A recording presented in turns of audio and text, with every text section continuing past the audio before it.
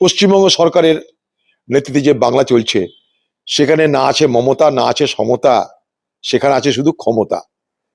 অতএব একথা বলাই বাহুল্য যে বাংলায় আজকে যে রাজনীতি চলছে সেখানে আছে হিংসা, সেখানে আছে ভ্রষ্টাচার, দুর্নীতি, সেখানে আছে অত্যাচার, সেখানে আছে ধর্ষণ, সেখানে আছে চুরি, বাটপাড়ি, রাহাজানি।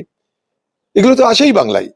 তার জন্য নতুন করে কারোর নাম রাখা না রাখার কোনো সম্পর্ক আসে না, কারণ সারা বাংলায় এটা আজকে সংস্কৃতি।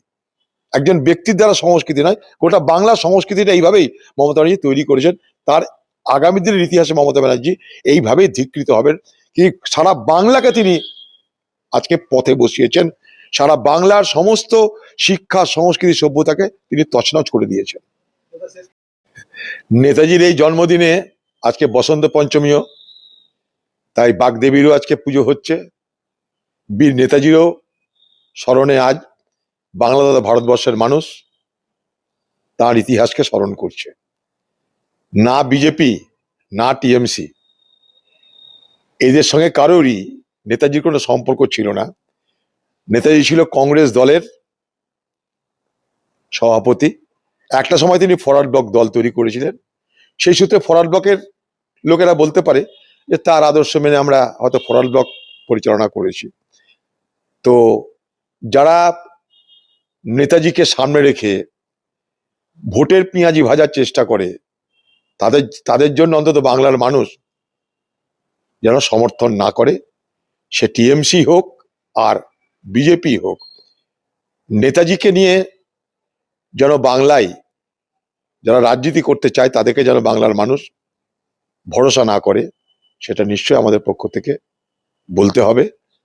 কারণ নেতাজি কোনো পার্টির নয়, নেতাজি কোনো ব্যক্তির নয়, নেতাজি হচ্ছেন দেশের, নেতাজি আমাদের সকলের। তাই নেতাজির উপরে যেন ভাগিদারি মারার প্রতিযোগিতা না হয় বাংলায়, এটা নিশ্চয়ই বাংলার মানুষের দেখা দরকার। মমতা ব্যানার্জির সেই ভবানীপুরে থাকে, পাশে আরেক জায়গায় নেতাজি কলকাতারই একজন ব্যক্তি, তার অনেক কর্মকাণ্ড জড়িয়ে আছে, পরে বলতে পারে নেতাজি কলকাতারই লোক। এই মমতা ব্যানার্জির আমলে নেতাজির যারা পরিবারের লোক, নেতাজির যারা আত্মীয়, তাদের বাড়ি করবার সময়, ঘর করবার সময় তাদের কাছে তোলাবাজি করতে গেছিল তৃণমূল দলের নেতারা। নেতাজির পরিবারের লোকেদের তাদের গৃহ রক্ষণাবেক্ষণ করার জন্য নিজেদের ইচ্ছা মতন বালি সিমেন্ট খরিদ করে অধিকার ছিল না তাদের নিজেদের বাড়ি নির্মাণের। নেতাজির পরিবারের লোকেদের কাছে চলে আসে তৃণমূলের নেতারা যে বাড়ি সারাচ্ছেন কি তো ব্যাপার, আপনার এত বড় সাহস হলো করে আমাদেরকে না জানি আপনি বাড়ি সারাচ্ছেন, বাড়ি সারানোর জন্য ইট কাঠ বালি পাথর নিয়ে এসছেন।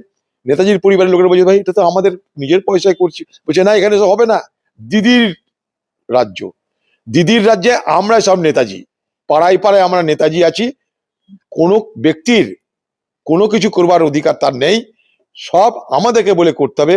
তাই বাড়ি রক্ষণাবেক্ষণের জন্য আগে তোলা দাও, তারপর তুমি কাজ করো।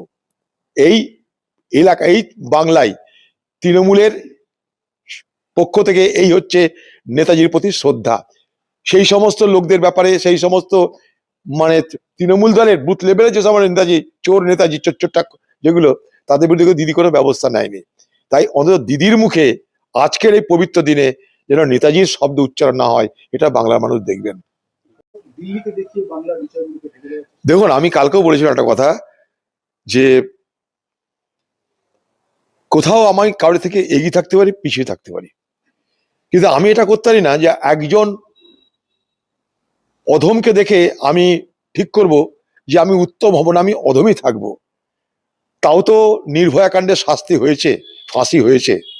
আরজিকর কাণ্ডে কারোর ফাঁসি হয়েছে না জেল হয়েছে না অপরাধী ধরা পড়েছে বলুন? অন্তত যারা অপরাধী, যাদেরকে পুলিশ রক্ষা করলো, তৃণমূল নেতারা রক্ষা করলো, আজও রক্ষা করে চলেছে, সেই বাংলার নেতাকে আর উদাহরণ টেনে কোনো দরকার নেই। কারণ তিনি সব উদাহরণের ঊর্ধ্বে উঠে এই বাংলায় উদাহরণ শ্রী হয়ে গেছেন বাংলার মুখ্যমন্ত্রী মমতা ব্যানার্জি।